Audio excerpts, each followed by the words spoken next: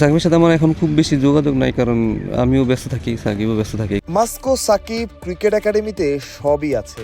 মোহাম্মদ সালাউদ্দিন যখনই সময় পান সেখানে ছুটে যান। না, একটু ভুল বললাম, মাস্কো সাকিব ক্রিকেট একাডেমি না, সাকিবের একাডেমি বলে পরিচিত সেই ক্রিকেট একাডেমি এখন শুধুই মাস্কো ক্রিকেট একাডেমি। সাকিবের নামটা মুছে দেওয়া হয়েছে। যে একাডেমিতে অনেক বিকেল কাটিয়েছেন সাকিব, সকাল হলে ছুটে গেছেন, সেই একাডেমিতে এখন সাকিবের নাম নাই।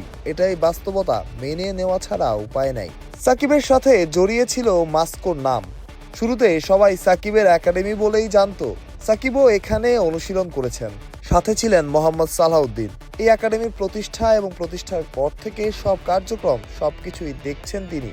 বলা যায় একটা ক্রিকেট স্কুল, যেখানে ক্রিকেটাররা বড় হচ্ছেন উন্নত মানের সুযোগ সুবিধা পেয়ে। আর সাকিবের নাম থাকায় সবার আগ্রহ ছিল বেশি, তাই পুরো দেশের কাছে পৌঁছে গিয়েছিল মাস্কোর নাম। যদিও এখন সাকিবের নাম নাই, তবে যে একাডেমিটাতে তার নাম জড়িয়েছিল সেই সাকিব কি এই একাডেমির খোঁজ খবর রাখেন? একাডেমির সাথে একসময় সাকিবের নামও ছিল এবং সাকিব একাডেমিতে ছিলেন। এখনই খোঁজ খবর নেয় সাকিব, মানে আপনার সাথে কথাবার্তা হয় একাডেমির?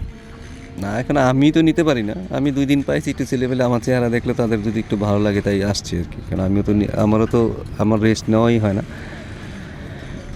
খুব সাকিবের সাথে আমার এখন খুব বেশি যোগাযোগ নাই, কারণ আমিও ব্যস্ত থাকি, সাকিবও ব্যস্ত থাকে, এই কারণে আসলে খুব বেশি যোগাযোগ নেই।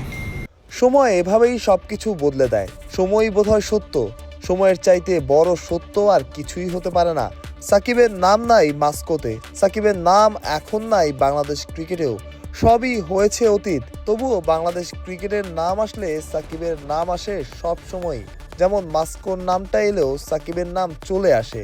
সে সাকিবের নাম এখানে থাকুক বা না থাকুক, বাস্তবতা এমনই। প্রত্যয়, বিডি ক্রিক টাইম।